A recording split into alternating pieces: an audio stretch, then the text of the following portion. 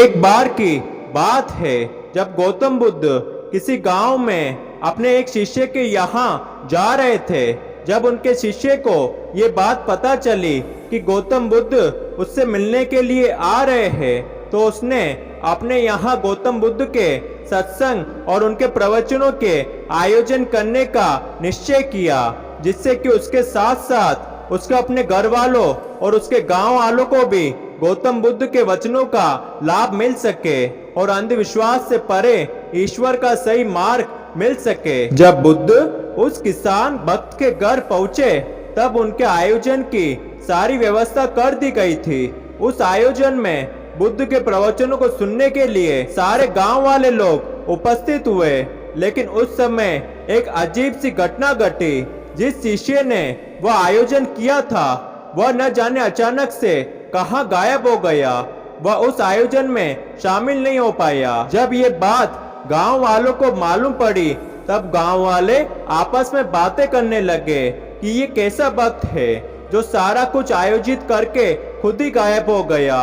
और भी बहुत कुछ कहने लगे, लेकिन उस शिष्य को ये सब कहां पता था। उसके बाद रात में सभी लोगों ने बुद्ध से ज्ञान लिया और अपने अपने घर चले गए। रात के वक्त जब किसान भक्त अपने घर फिर आया, तो बुद्ध ने उसे देखते ही पूछा कि तुम कहाँ चले गए थे? गांव वाले तुम्हारे बारे में पूछ रहे थे। तब उस किसान भक्त ने गौतम बुद्ध से कहा कि प्रवचन और आयोजन की सारी व्यवस्था होने के बाद ही अचानक मेरे बैल की तबीयत खराब हो गई थी।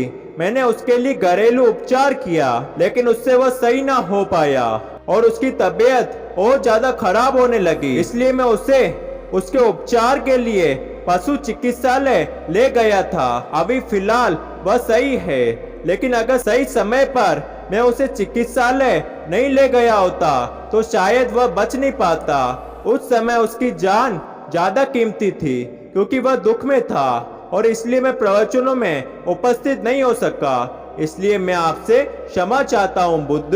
बुद्ध ने ये सारी घटना को सुना तो बुद्ध ने अपने शिष्य को गले से लगा लिया और कहा कि तुम्हें माफी मांगने की कोई जरूरत नहीं है, बल्कि तुमने वही किया जो मेरे वचनों से तुमने सीखा है। अगले दिन जब सारे गांव वाले बुद्ध के पास उनके प्रवचनों को सुनने के लिए आए, तो वह किसान भक्त की आलोचना करने लगे। तब बुद्ध अचानक ही आ गए और उन सभी गांव वालों को उस किसान भक्त के साथ घटी घटना को उनके सामने रखा और उनको समझाते हुए कहा कि उस समय उसने बिल्कुल सही किया, जो कि एक ज्ञानी व्यक्ति को करना चाहिए। उसने सबसे पहले अपने कर्म को महत्व दिया और साथ ही एक जीव के दुख में साथ दिया और साथ ही उसकी जान भी बचाई। उसने बिल्कुल वही किया जो उसने मेरे वचनों से सुना है।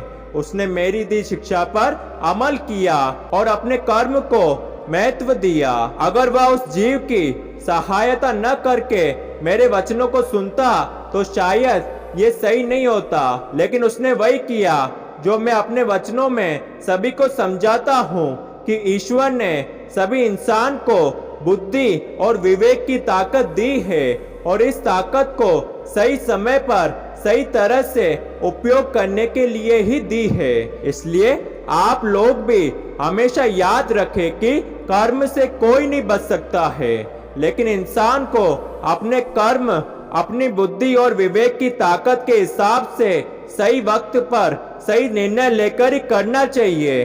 किसी भी सत्संग या प्रवचनों का लाभ तभी है जब उन पर अमल किया जाए और उन्हें अपने जीवन में उतारा जाए, अन्यथा सुनने का कोई फायदा ही नहीं जब तक कि उन पर अमल ही न किया जाए। बिना अमल किए वह सब व्यर्थ ही जाएंगे। फिर सत्संग में जाओ या न जाओ, एक ही बात है। किसी भी बड़े से बड़े संत महात्मा की वाणी ही क्यों न सुन लो, अगर उस पर अमल ही न किया तो सब बेकार है। अच्छा यही है कि सत्संग सिर्फ सुने नहीं बल्कि उस पर अमल भी करे, क्योंकि सत्संग कोई सिर्फ सुनने की चीज नहीं है बल्कि अमल करने की अनमोल विद्या है। दोस्तों, बुद्ध की इस कहानी से हमें ये शिक्षा मिलती है कि जब भी आप सत्संग सुने तो मन लगाकर और पूरी एकाग्रता के साथ सुने और उस सत्संग को अपने अंदर अमल करे और अपनी बुद्धि और विवेक के द्वारा कर्म करे, क्योंकि कर्म के बिना प्रारब्ध नहीं बनती। जब आप सत्संग सुनते हैं तो उसे अपने अंदर भी अमल करे। अगर सत्संग को सिर्फ सुन लिया और अमल ही नहीं किया तो सत्संग सुनना और ना सुनना दोनों समान ही है।